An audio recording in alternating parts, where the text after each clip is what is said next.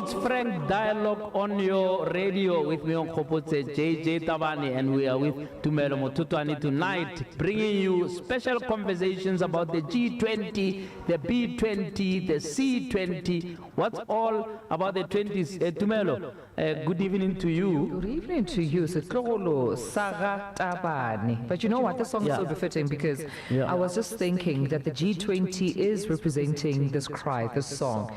For those in our communities, they feel they're not as represented or included, are hoping that this would be a cry to our leaders to remember that whatever decisions, conversations are to impact their lives. They must impact them, because actually a lot of people have no clue what the fuss is all about. No. Right? Coming here, we could have taken 10 minutes, we took an hour because roads are closed. There's a lot of movement. Tomorrow is the Leaders Summit that's taking place in South Africa, and tonight, as we did on Wednesday, we're breaking it down to say, what does it mean for you? We're coming live from a number of stations tonight. Oh yeah, absolutely. Excited to be welcoming our listeners from Alex FM, Teta FM, Kofifi FM, Izulu Mzansi, Radio Zbonele, Alfred Nzo FM, Ikora FM, Radio Kwezi, Radio KC, Voice of the Cape. We're all excited to be engaging with you. But speaking of engagement, we need you to call in. So make sure that you top up Half Tiger, you top up with your airtime. We need to speak to you, please. So please dial the line 011-440-1396. We have a great lineup of guests tonight. Absolutely. We're going to be talking to Ambassador Kingsley Makubele. He is an expert in international relations. He's been an ambassador in various countries and will be able to break it down for us and also make us understand what on earth is going on. And a little later on, we're talking to former Deputy President Phumzile Mlambo Ngcuka, who was very involved with the C20, where civil society gathered, and she says she's very, very happy with the outcomes of what is happening. Of course, today, Tumelo, there was a shutdown. A national shutdown against gender-based violence and femicide. You would know if you perhaps have noticed the purple profile picture. People have been encouraged to download it, but to go the extra mile, to actually participate in a national shutdown today, to make sure that at a certain time, I think it's 12 o'clock today. Yeah, but Tumelo said you saw nobody lying on the floor at 12. I mean, I was at a Wimpy. And nobody was lying down. So I hope. But at least we are wearing black, so that's fine. So we'll be talking to the Minister of Women and Youth and People with Disability in the Presidency, Minister Chukunga, a little later. So a jam-packed show coming to you courtesy of Telkom, who are connecting all of us tonight from Alexander to Cape Town. I think we can go straight now and talk to our guest, Ambassador Makubele. Good evening, Ambassador. Good evening, JJ. How are you, brother? I'm all right. It's been a while. Are you all right? I'm good. No, wonderful, man. We thought who best to tell us what on earth does this all mean for us? You heard what stations we are on now, 10 stations across the country, people in ordinary communities, right? Who half the time actually have no clue what I'm talking about. How would you break it down? How important is this for South Africa, for communities, for you and I, that we've got this kind of a gathering of world leaders on our doorstep tonight? You know, the G20, JJ, it's a gathering of elites. But these are elites with benefits to the poor. Because decisions they make there, they affect us. Good decision they make there, they enhance the credibility, for instance, of the Republic would come out of that. Now, the credibility of the Republic has to do with a host of related issues, which would include the potential for future investments, which would include companies deciding to move and establish their presence in this country and then creating jobs in the process. So that's where it's important. That's why I'm saying it's a gathering of elites with benefits to the poor. Because eventually, whatever they need to do, the rich, they're going to need us, ordinary people, to add value in what they want to do here but they benefit in the process and we benefit in the process. So it's a win-win situation for ordinary people. Dr. Makubele, Tumelo, Mothotoane speaking here. Very good evening to you. A pleasure speaking to you. And it sounds like, at least from the recent warnings that you are sending out to South Africa and its diplomats, its government officials, you're warning for them to stick to diplomacy. You're saying they should not be swayed. They should have a backbone and not be made a pawn in this engagement. Tumelo, it's so lovely to talk to you. I was surprised, when did you disappear to all of a sudden? Now I know where you are. I mean, Alex. you know, people forget that diplomacy is a statecraft. It's a tool that you use to fight your battles. No one is going to fight your battle. In the international politics, the realists, they think that the government is a central actor in the anarchic world, and therefore there's no superior authority than the sovereign state. Now, if the sovereign state is the ultimate authority, if you don't exercise your diplomacy in engaging with other world, you're going to lose out. But I've just discovered a tendency that our politicians have the propensity to really go down terribly, to stoop so low instead of rising above, particularly during this times when the focus is on South Africa, and show how how smart we as South Africans are in terms of advancing our diplomatic agenda and international agenda. Focus on issues, not be dragged to deal with peripheral issues. That's where I think we're losing it. And I've really been trying to speak to our people to realize that a diplomatic battle is not a one-day event. It's a long process. Yep. If you don't stick for the long haul, you're going to drop out. And that's what people want to do. They want to exhaust you diplomatically so that they can show that you failed. They invited you along the way, and you collapse along the way. And that's what they intend to do if you don't focus on issues. And what are the issues? We have a good opportunity this time around to showcase that there's no genocide going on in this country. Right. I mean, I watched footage today of this gender-based violence activists. They resemble the true rainbow nation. Right. It includes all races. So this is what the world has to see. During the World Cup, Tumelo and JJ, you will recall this time around, we were watching grannies playing football. We were watching unveiling of new things. Okay. Now, what we are watching on our TV screen are commissions after commission. Sure. As if it's a country that is in total disarray. If I was an investor, I'm coming for the first time in South Africa, and I realized all the three major TV stations throughout the day, they are focused on what is going on, the commission, the robbery, the killings. Sure. In the evening is a replay of the same Sure. thing. When do we showcase the best that we have as a nation? Because that's how people, this is how people are going to perceive us as they live here. There are things that we are not showcasing, and that's a failure of our diplomatic effort to understand how to utilize the diplomatic statecraft, in my own view. Absolutely. I want to link it to that whole statecraft issue. The U.S. absent from the G20, right? What are the implications of that, and how do you think we have handled that scenario at the moment? JJ, I speculated a few weeks ago that the United States will be here because the United States understands state power and understands how to use power. They understand that if they boycott an event, the event will go ahead without them, and decisions will be made that are actually contrary to them. They realize that they will be totally isolated. Then my view was that they will send a junior person to come and play a veto person. And I don't think as a country we prepared for this eventuality, that they may send a junior person to come and participate. That's why you're hearing the president saying that we are not going to allow a handover to a junior person. Yeah.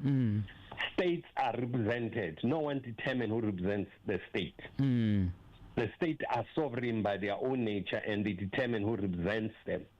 Now, what should happen, in my own view, South Africa to downgrade the courtesies they extend to anyone who's not at the level of heads of state. Even the handover, South Africa can decide that we'll read whatever we need to read as a procedural handover in a room that has no media, has no one. It only has our photograph to record the event. And that's it. And not get into this thing of saying that you can't accept that. What are the alternatives? If you don't do that, you're not accepting the participation of a country to do what it's supposed to do. And that's a sovereign state. So that's where the one big problem is in terms of how we are handling this thing. But the other thing, JJ, you may have had Minister Lamula the other day speaking about the white supremacists as the United States and Donald Trump. I think that's the language that as a top diplomat you don't use. You really nuance the manner in which you communicate. You avoid to describe people. You define issues and you debate around issues. You unpack issues. If the identity is such, you don't pronounce that. It's pronounced by its own explanation. So we're not focusing on that. We're focusing on playing the person and not playing the game. Instead of playing the game. Right. You know, we used to have a say that you throw the hat in the air and the owner would take it. So that's what they should be doing. Now, they are getting involved in entangling in this mud-sling fight with the U.S. The U.S., of course, is a very big power. The power asymmetry is so much in favor of the U.S. Yes. They have the network to discredit you. They have everything to discredit you around the world. So why do you go and play like that?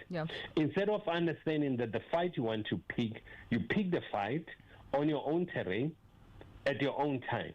And you would win, and you rely on your political and moral superiority in engaging these issues. If I could just South Africa's not doing. Dr. Makhubele, I mean, we're talking here about a ping pong between the US and South Africa, but you know that on the other hand, Solidarity has had posters and banners across Johannesburg, across Gauteng. I know that there have been efforts to remove some of them that paint a picture of a racially biased South Africa, almost, if not completely, buying into the narrative of, the sort of reversal apartheid that's allegedly happening here in South Africa, according to U.S. media, according to U.S.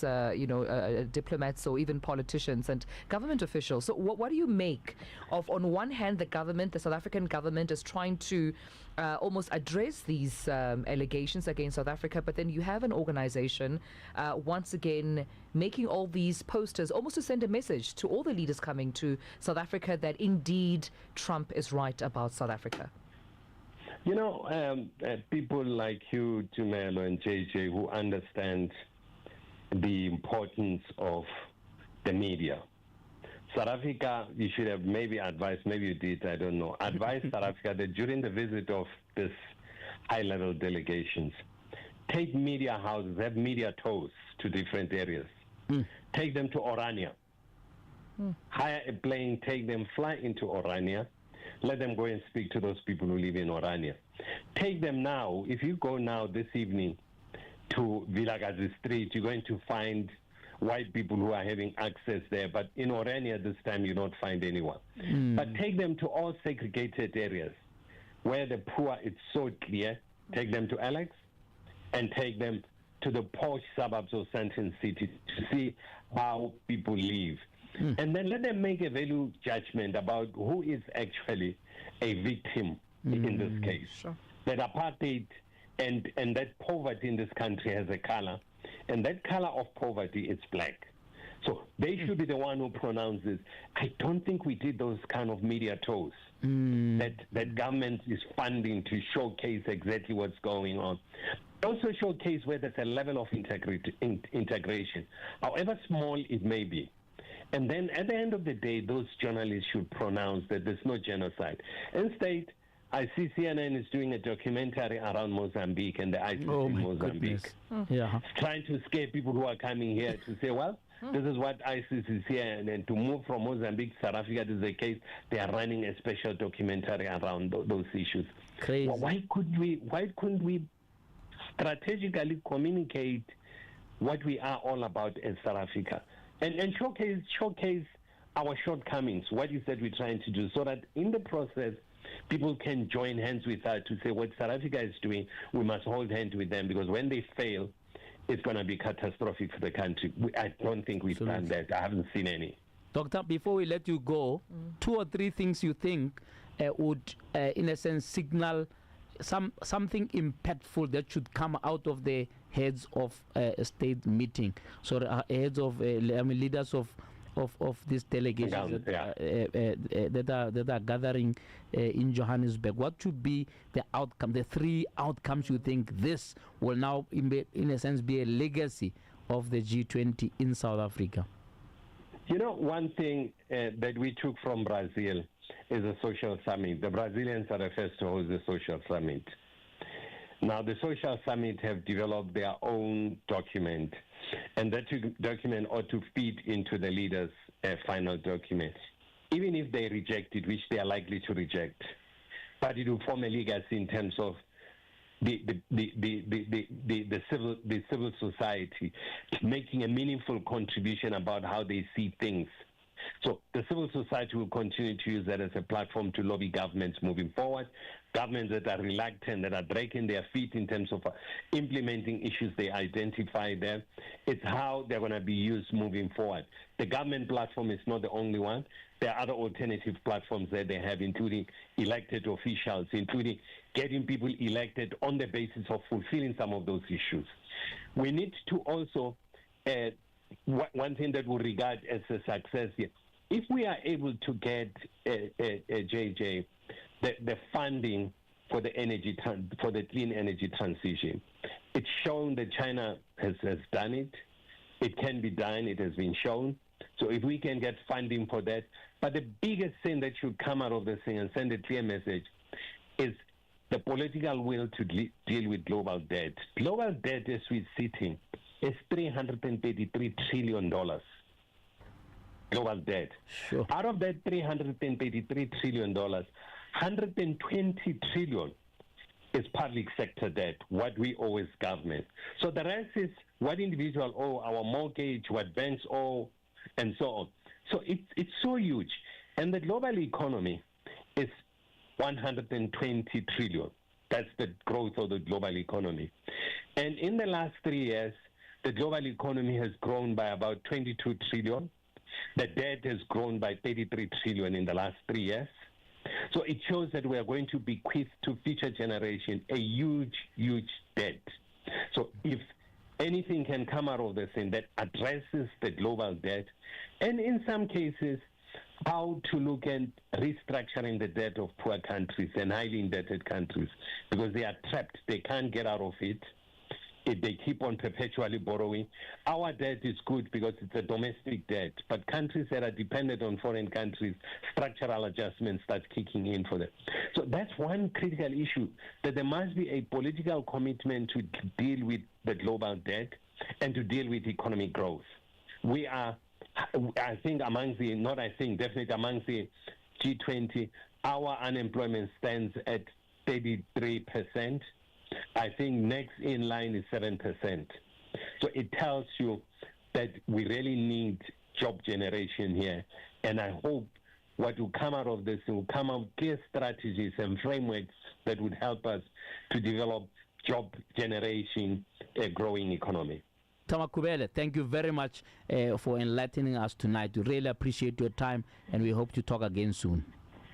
It's my pleasure, JJ, and it's my pleasure to me. Thank you so much, goodbye Doc. now. Thank you. Bye-bye. Thanks. Good night. Good night.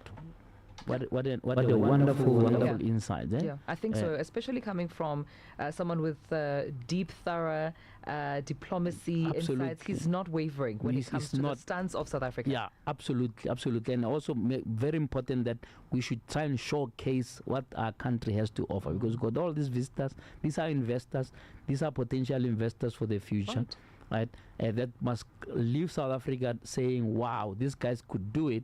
Right, before we come to the agenda of the G20, it's not just the aesthetics of arriving here, having order, having hospitality, having all the things that you know, when we hosted the World Summit, people arrived there and they thought they were going to see lions running around. That's true. And I'm not joking. They thought they were shocked to see the type of hotels we have here, 5-star things, you name it, hospitality, etc. Yeah. And I think he's right to say we should have done more to showcase. After the break, we talked to the former Deputy President Phumzile Mlambo-Ngcuka, who has been very involved with the C20. And of course, Dr. Makubele mentioned the issue about that being one of the things that stand out about this summit, that you had civil society also having their voices heard. So we hope that she'll be able to talk to us about that. Of course, in the context also of the march, the shutdown that we had. She was head of UN Women for 10 years. I'm sure she'll have something to tell us also about that. Let's stay tuned to Frank Dialogue on your radio. Let's take a break. After the break, Dr. Phumzile, our guest here tonight. Frank Dialogue on your radio with Dr. JJ Tabane. Let's talk frankly.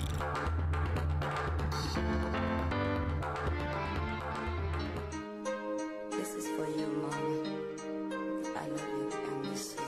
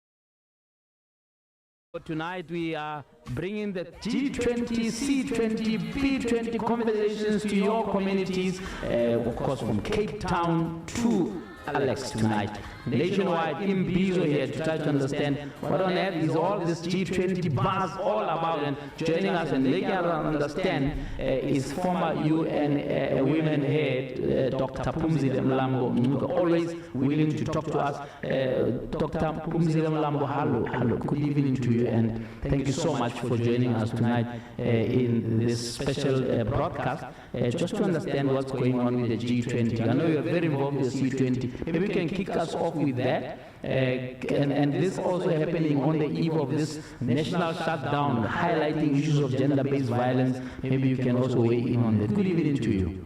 Yeah, good evening to you and your listeners. C20, what does it mean? A lot of people very excited. In fact, we just spoke now to Dr. Kingsley Makubele, who says one of the things that stand out about this G20 is the fact that civil society gathered and will be putting their own views of what should happen, to the leaders who are gathering tomorrow. Yes, G20 Social is a gathering of civil society, and we actually had bumper attendance, 4,500 around that who attended the G20 Social. As you know, civil society is very vibrant, very vocal about the issues they are concerned about, and they were all centered around the theme of the G20: solidarity, sustainability, and equality. Issues of climate change were very high on the agenda of the civil society, and issues of equality were discussed a lot. In fact, also inequality, probably more than equality, because as you know, this is the issue that occupies us a lot. But also, JJ, something that for me was very outstanding in that gathering was just how many young people were there. Because in the G20, you have all these engagement groups that are outside government that participate. It's those that are structured, that have already been contributing to the process of the G20, but also those who are not a member of anything, who are in normal circumstances would not have an opportunity to weigh in. So, for instance, when you had a breakaway group in the G20, you had like 600 people in a room, which you can understand takes up a lot of space. So a group on digital inclusion, on equitable transformation. We had a group that was looking at trade resilience and inclusive value chain. You had a group that was looking, as I've said, on climate justice and just transition and energy. And you also had a group that was looking at sustainable finance and international financial architecture. And these are the issues that they discussed in the other groups. But when they are being discussed just by civil society, it brings in the people's views on the importance of these issues. Right. Mampumzile, good evening. It's Tumelo, Mothotoane. And it sounds like, you know, there was a plethora of themes and topics that were discussed in various rooms. So I can almost imagine just a hive of engagement in various rooms taking place in real time to address some of the, you know, perhaps injustices and inequalities that we still face in our land. But what were some of the outcomes for someone sitting in, you know, Alexandra, in Soweto, in Tembisa, in Lewagomo, wondering how does that translate to a solution to my problem as you know, an ordinary South African? What were the outcomes in terms of actionable, measurable impact? So we are also very concerned about that, because all these issues that I've just highlighted require other stakeholders other than civil society for real solutions to be identified and to be implemented. We then layered legacy projects so that we could have concrete a concrete follow-up on things that matter on the lives of civil society. So the implementation on financial inclusion. We looked at how much SMMEs of young people, of women, are underfunded and in many cases not funded at all. So we came up with real resolution and pledges of the support that can be given across Africa to those businesses. One of the most impressive ones was the financing of small business across the continent by Equity Bank, which then intends to mobilize other banks on the continent, banks that have their footprints in different parts of Africa, to look into the number of SMMEs and micro enterprises that they could finance between now and 2030, for instance. We had the issue of access to higher education, because we have so many young people that do not make it to university because there isn't enough space in university. So even if they qualify to be at university, they end up staying at home. And we consider that online courses that are offered by universities that are properly accredited and the courses are of high quality, these could reach a number of young people across the continent. So we had universities then pledging to extend their online teaching, as well as looking at how we could also prepare those who teach at university for online teaching, because it's not as easy to transition from teaching in the classroom to online teaching. There's some preparation that the lecturers need. And plus, if you're a poor student, you still need a scholarship. So we also looked at who will finance these students. So we put in some steps that would include the preparation of teachers, the offers by universities, and the financing of students. And what we have now, and we intend to expand, would then give us the probably thousands, and I'm hoping even millions of students that would have higher education that would otherwise not have it. Then we look at also learners who are at home, who are out of school, out of training, who need support. And one of the important interventions that we considered was sport, where in those communities, people are poor, and there's no infrastructure, there's no coaching, but also a student and a young person is not a one-dimensional being. You just don't need sports. You need to layer it with other interventions. And it has been done before, and DBSA was offering us a lot of their own experiences, and they took leadership in helping us to address that. We brought in the IOC, International Olympics Committee, the African Olympic Committee, and then the DBSA, the infrastructure banks in other parts of Africa that could facilitate. And I hope you are getting the drift. Oh, yeah. That what we're doing here was looking at things we can do for ourselves as Africa. My attitude was that we should not just look at G20 as a place where we can attract aid, as we have always known it, into what we want to solve in Africa, but a place for us where we could gather so that we can exchange ideas to address the issues on our continent that we can address and solve ourselves using our own resources. You are on Frank Dialogue on your radio. Let's take a call quickly before we let you go, Mama. Caller, good evening. Good evening, JJ. Good evening, Tumelo and Mamsun Zilemlambo. My name is Mbali, and I am calling you from Durban. The question that I'd like to ask is that we saw what civil society can achieve today through the march and how it was non-confrontational, and a lot of women and men participated.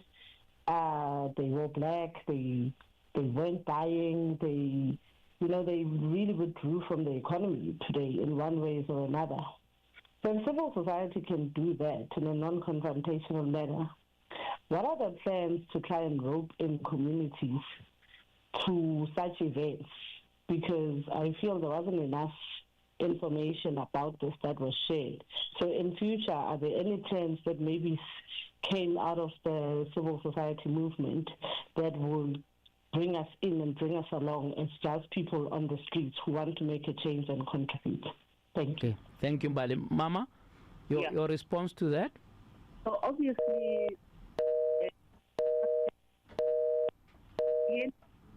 we can hear you, Mama. Continue. So obviously, we did not have all the people that deserve to be there. But I think to have 4,500 people in attendance who really came from grassroots was quite an achievement. People came by bus in many cases, and in many cases, people coming from provinces as the Western Cape, Eastern Cape, Mpumalanga, Limpopo, were people that we backed. So I think that there will never be an opportunity to bring everybody, and also we probably would not be in a position to have the space to really congregate in numbers that would be required. But I think probably in future, in the preparatory stages, we could do more in the provinces themselves, so that even if people don't come to the final event, which is the summit itself, they would have been part of the steps leading to the summit. And it's obviously one time for us to host this event here in South Africa. Next year, the United States is hosting. I mean, we are not expecting that the U.S. will want to have a social summit in its own G20, but there are other countries beyond the U.S. that will host summits, and we'll stay in touch with those countries, because this was the second social summit. The first one was in Brazil, because it was started by President Lula, and our president then said that he would like something similar for South Africa. So, I mean, I take your point, but it's obviously a work in progress, if you like. Mampumzile, as we say goodbye to you, briefly, please, if you may, give us your departing words as we still grieve GBVF. I don't think it's going to be a one-day incident, one-day march, one-day call. Every single day, in South Africa, we are grieving about the lives of women. Your message regarding the scourge? Yeah. So, firstly, heads off for the organizers of the shutdown, because I really think that it was very impactful. Just the silence in itself said a lot. The silence was louder than the music, we normally bring to these events. But the fact that now it has been categorized as national disaster, I think we should all study what does this mean in regulations and laws. What then are we entitled to as a result of this definition? If you remember, when we had the national disaster during COVID, there was so much that we did not always know was possible to do, which then we were able to do about COVID, because it had been categorized as a national disaster.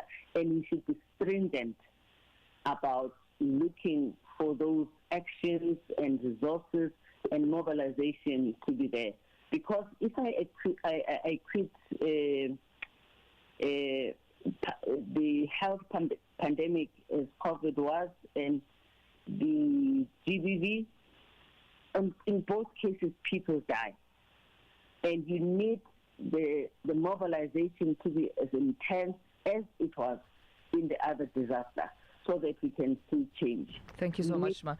I'm sorry to interject there. We seem to have a caller that's been on the line, and I'm sure they're hoping to get a question or a comment in. Hi, caller, good evening. All right, we seem to have lost them there. My apologies for that. But of course, if you would like to call, we still want to hear from you. 011 440 1936. You are still finishing your point, Mama, before we say goodbye? I was just saying that we now should really use this definition that we have now in the best way possible, and make sure that the resource allocation, but also the posture at local government level, at provincial level, at national level, as well as in communities, is very much aligned with the definition of what a national disaster is.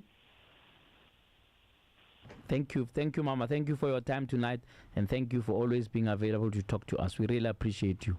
Okay, thank you. Okay. Okay, bye. Former deputy president. President we never had. Yeah. Yeah. President we never had. Only women deputy president? The only woman president, but this woman president we never had. So such dignity and so on. And by the way, after we didn't elect her to be that, the UN snatched her. Yeah. Snatched her to be the head of UN Women. For 10 years, he said. By the way, South Africa did not support that appointment. You know what happened? She was reappointed to that position. So she held it for 5 years and then reappointed, was there for 10 years. Sometimes we don't see our own talent. And we mess around, and then the world says, no, we're going to appoint that person to be the leader of the world in issues of women. So really, for her to be so accessible to just talk to us, talk to our 10 community stations that are connecting here tonight, is truly a marvel, and we really appreciate them, and the leadership of women of that nature is what is going to get out of this mess. Yeah, absolutely. Okay.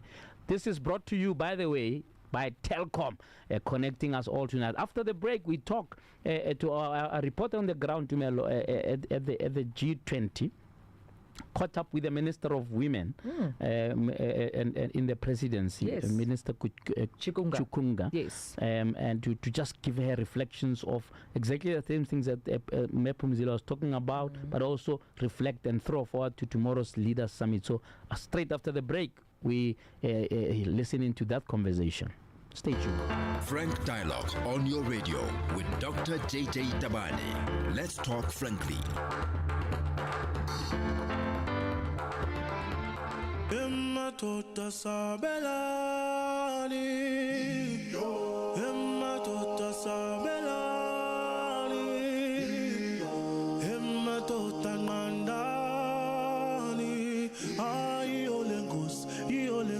City Lengos, City Lengos,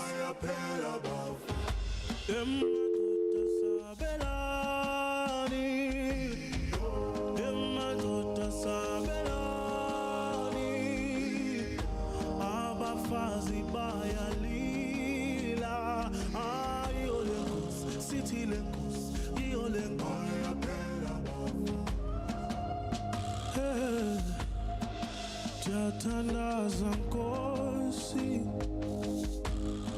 uphendula imithandazo yethu izikhalo uyasiva abafazi bayalila siyathandaza Nkosi bedlwengulwa bebulalwa bekhalela ubomi babo genelela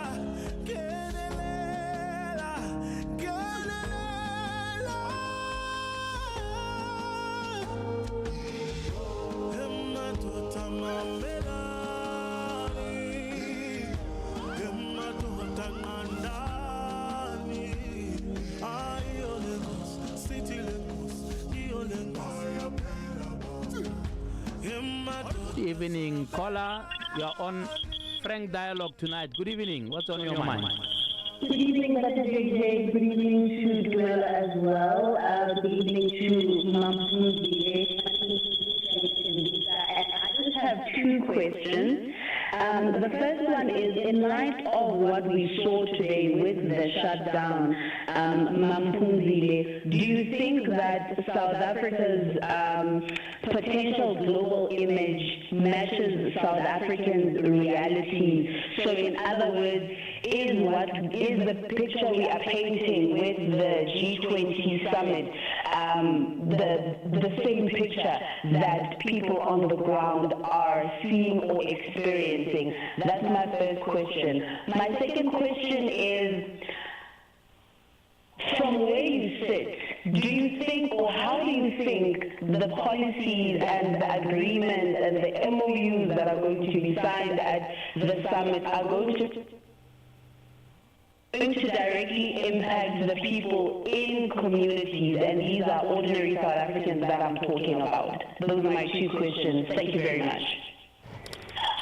All right, thank you, Kola. Unfortunately, we've already said goodbye to the former deputy president, but just to venture an answer to your questions, probably, right? And that's why there was a discussion about civil society. Probably there will be a disconnect between what the leaders are discussing and what somebody who's listening to us from Alfred Nzo FM is experiencing. That's unfortunately that's what has always happened. So we need to close the gap between what the leaders are discussing and what the people are experiencing. And that's why, for example, Telkom has partnered with us to say, let's look at this issue about digital freedom. Let's look at the issue about digital access. Let's look at the thing about removing digital poverty, right? So that way, what the B20 was discussing becomes relevant. On Wednesday, when we hear people are asking, tell us about cost of data. Why is it so expensive that we can't even connect and listen to you on YouTube? You know, so you're quite right by asking that question to say, is things that are going to be discussed by these leaders relevant to the ordinary people? And I think that's how we need to hold our leaders accountable to me. But what I also appreciate about the callers calling in is that our leaders are listening. I mean, the last time we came here, still with Telkom, we had the Minister of Communications and Digital Technologies, Solima Lazi, in the midst of, the G20 build-up, still coming onto the show, answering questions. So they are taking these inputs from our communities. And I think that's what I appreciate about this platform, that it's not just about a top-down approach that we see elites discussing, but we're able to see community leaders, members coming in and calling in so that these very thoughts can be considered moving forward with the engagements, which is just what it's all about. Yeah. And I think the trick then is not to let it end here. The thing is to say, in a few weeks' time, we are able to bring in the people who are part of this G20, to be able to talk to Minister of International Relations, say, yes, you are president of G20 for a year. What does it mean? What has it made a difference in communities? What difference has it made? And we get them to be held accountable in the presence of all of these people who are listening in tonight. Absolutely. Well, we did, of course, earlier on speak about the Minister Sindisiwe Chikunga, of course, joining us as well, at least on the ground, to just lay out what has been in discussion. So I'm quite keen to hear what she had to say, because it's going to be very interesting to hear how these issues are ventilated. We heard from Akufile, as far as the C20 is concerned, but we cannot deny that as Minister, so much more, I'm sure, came out from Minister Chikunga. Okay. It is very important. One, we were given an opportunity as a department to lead the empowerment of women working group, which is a G20 working group, led by the Minister of Women and Youth and Women, Youth and Persons with Disabilities. So that gave us the opportunity to then identify our priorities. Then we identified 3 of them. The first one is financial inclusion for and of women. The second one is the K-economy, paid and unpaid. And the third one is prevention and fighting gender-based violence and femicide. These are the 3 priorities that we put forward, not only in South Africa, but for all the G20 countries and the invited states. And we had lengthy discussions on these issues. So I can take one by one, for instance. If you look at what we said about gender-based violence and femicide, we recognize that it's not only a South African problem, it's a world problem, as the President even said yesterday. Every country will tell us that per week it's so many women that are being killed, and even the most developed countries, of course ours is very high. And therefore we said, as a legacy project, we're going to focus as a legacy project, not just isolating that, but we're going to focus on positive masculinity. And that is why we even had a side project on that one, so that we hear what others are saying. So we're going to focus on that, so that we go to young boys there and talk to them, so that we go to communities down there and say to them, when you do not have water and you are protesting, please don't invite young children, because you never have time to debrief them, to de-socialize them. So they are part of that. They listen to strong words and insults, sometimes the torching of buildings. And they learn out of that to say, if you're frustrated, you don't have anything, you torch, you insult, and then they grow up with that. It becomes a way of socializing. So we want to go to communities and raise all these issues in our positive masculinity. Then, of course, on the K economy, we have said many people in South Africa don't even know what we're talking about. But the fact of the matter is that standing here, if you think that I look decent, I don't know whether I do, but there's somebody who made that possible, who washed this dress, ironed it, and she doesn't get any recognition. And usually people who are in the K economy are women. They don't receive any recognition. We receive the recognition. We are saying they must be recognized so that we can also cost the work to say how much are they contributing into the economy by making us look decent. Because when I stand in front of people as the minister, if they think that I look decent, they therefore take me serious. But there's somebody who makes me to look serious, in fact, and make people and people to take me serious. So K economy can be paying or may not be paying. Possibly who works for me is being paid, but not recognized. There is the other one, there is another girl who drops out of school because the mother is ill, because there's a person with disability who needs to be taken care of. Between the boy and the girl, it will be a girl again. We're not costing that work to say, if we were to pay this girl for the work that she's doing for the sick mother or for the disabled brother, etc., how much will that, and therefore how much is she contributing without being recognized? And that is why our legacy project is to therefore have a strategy on the K economy. And we are happy that we've been invited by the AU to assist in the drafting of the convention on the K economy. So that makes us happy because that convention will be able to trace it to our work as South Africa. And then, of course, coming to financial inclusion, we are saying women in rural areas must be given land and they must be supported, so that we believe that land is wealth and inclusion is wealth. So they too have a right to have land and be able to utilize that land, and so that they are able to live, and they need to be supported. But also we work together with quite a number of financial institutions. Those they will include your banking institutions. And we said to them, you are this Bank X and you have programs for youth, for women, for persons with disabilities. But none of us know. In fact, we don't know as to where those are. We agreed, therefore, that we're going to have a dashboard, a multi-stakeholder dashboard, where we're going to have disaggregated information. Cindy Chikung, Cindy CC company, she's a woman, and she's being supported, she's been trained, and she's been empowered financially, and this is the company she owns, and it is doing 1, 2, 3, 4, 5 successfully or with challenges, so that we're able, even as a department, to go to that department.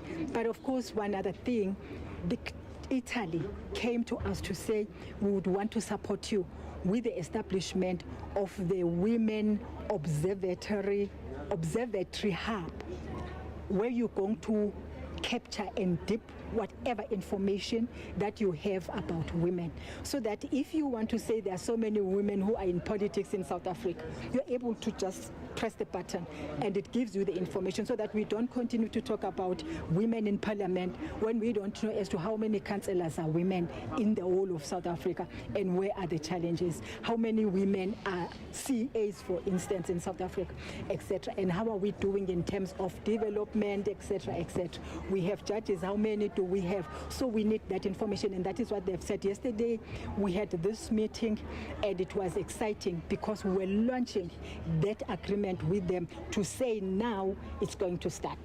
It was very interesting.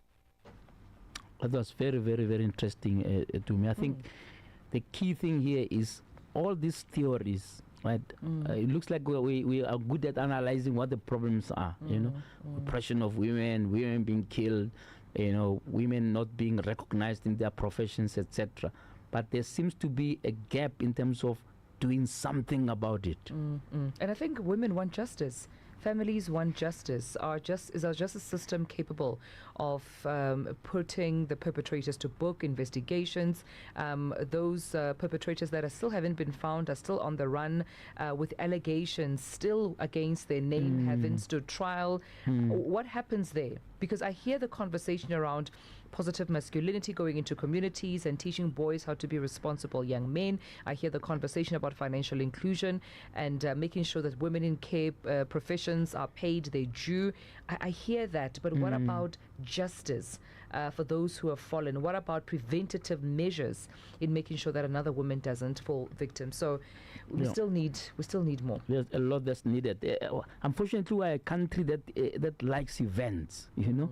So 2018, I think it was, there was a national shutdown, big thing, big march to the union buildings and so on, and then followed by a national summit by the president, followed by all sorts of declarations, and followed by a state of a nation address giving R1 billion to gender-based violence, programs, etc. And then when COVID came, the first thing to go was that R1 billion. Okay? And then there was still 350 that was given to people, which was multiple billions. Yeah. So he didn't say, no, let's keep the R1 billion here to fight gender-based violence while we do other things that relate to COVID, etc. Sure. We are a country that seems to be excited about an event. So there was a shutdown today. People lying on the floor for 5 minutes. And then, next year, how many women are going to die at the hands of their partners? Why? Because when they go to a police station, they are made a joke. The reality staring at us right in the face. If you turn on your TV, as Dr. Makubele said, all you see is commission after commission. So if we're already seeing a Matlanga commission dissecting the ills in our police system, sure, there's no hope then for ordinary people who are going to go to those same police who are corrupt, right? Who are going to be paid by the crooks to let them go, and then we're going to be sitting. But anyway, we don't have to be completely morose and negative. Let's just hope that with all these leaders gathering here, with the C20 that was happening and so on, there's a reignition, if you like, of action. And thank you very much to me for joining me in this thank you. Bringing G20 conversations to so many of our communities nationwide, and we hope it will be revived next year. And once again, want to thank Telkom for coming to the party to make these conversations happen. We're wishing all of our leaders as they are gathering this weekend good luck in coming up with a declaration that would spur action to make our country, our people's lives better. But until we talk frankly again, may God bless you. Frank Dialogue on your radio with Dr. JJ Tabane. Let's talk frankly.